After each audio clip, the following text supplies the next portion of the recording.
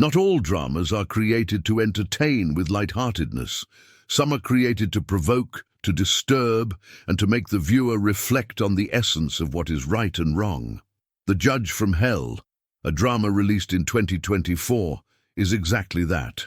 A dark, thought-provoking and deeply symbolic work which mixes legal drama with supernatural elements. The spoiler-free synopsis is straightforward and intriguing.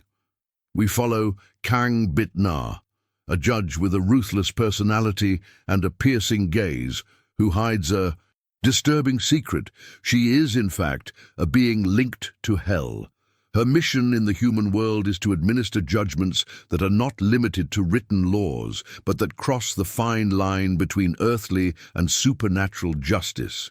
In each case, she faces ethical dilemmas that go beyond the courtroom, challenging not only the defendants, but also the viewer to reflect on morality, redemption, and damnation.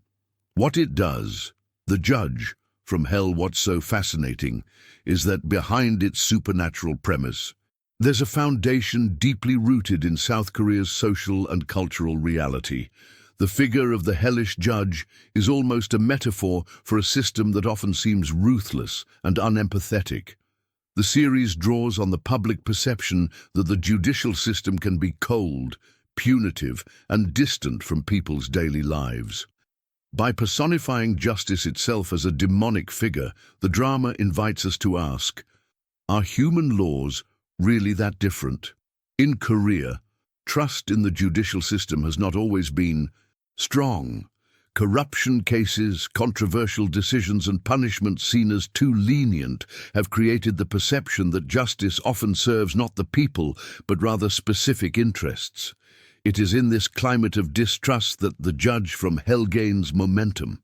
The series projects these criticisms onto a character who symbolizes the crushing weight of the law, a judge who doesn't forgive, who doesn't forget, who seems to carry eternity itself in her sentences. But why associate justice with hell? In both Western and Eastern cultural traditions, hell is the place of ultimate punishment, where there are no second chances. Bringing this imagery to a human courtroom is a powerful narrative device. It makes us reflect. Are we seeking justice or merely revenge? To what extent does punishment mean resolution? And what happens to those condemned not only by law, but also by collective morality? The development of the protagonist is one of the series' strongest points. Kang Bit-Na is a judge who seems to know no mercy. Her posture is rigid, her expression harsh, and her presence on screen intimidating. But as the narrative progresses, we realize that her rigidity is not just a matter of character, but a representation of larger dilemmas: the impartiality of the law, the inevitability of punishment, and the weight of human choices. She is at once character and symbol, human being and allegory. The supporting cast also plays essential roles. Each colleague, each defendant, each victim is constructed to broaden the reflection on the role of justice. Some question the judge's coldness, others support her, and others fear her. This mosaic of characters creates the necessary contrast for the series to explore not only individual cases, but also the social fabric of contemporary Korea. From a technical point of view, The Judge from Hell is a spectacle. The cinematography relies on dark tones, low lighting, and strong contrasts between light and shadow.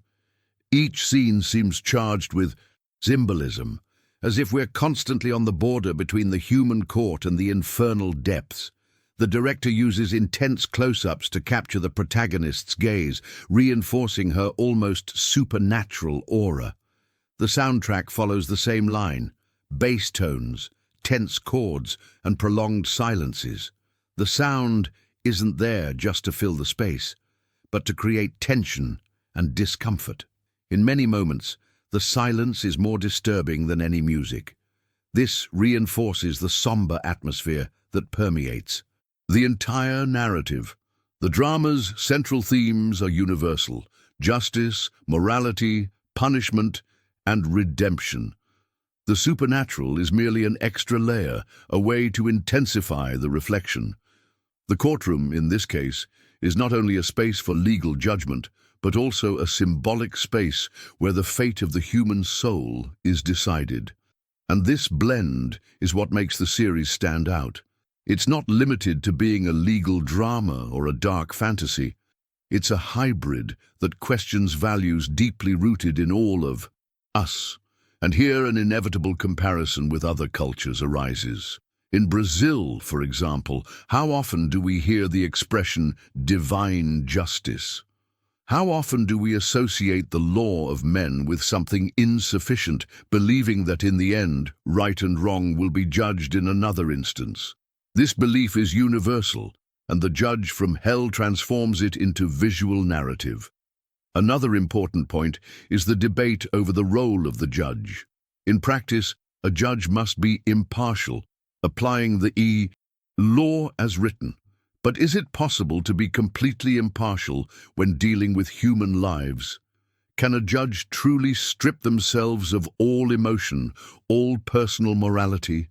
The series plays with this idea, portraying a judge who literally carries the weight of eternal damnation. The series' reception showed that this bold approach won over audiences.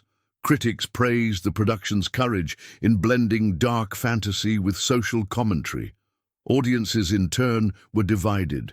Some found the tone too heavy, while others saw the beauty of the work in this very weight. And this division is a sign of success, because it means the series fulfilled its role of provoking reflection. From a global point of view, the judge from hell found fertile ground.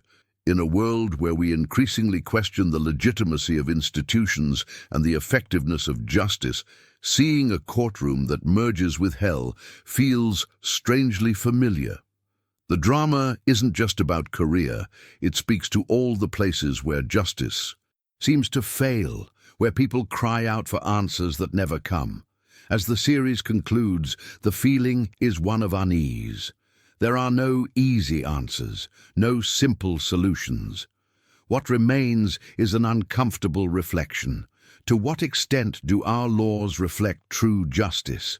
How often do we confuse justice with revenge? And could it be that deep down we all carry a bit of this judge from hell within us, ready to condemn without offering paths to transformation?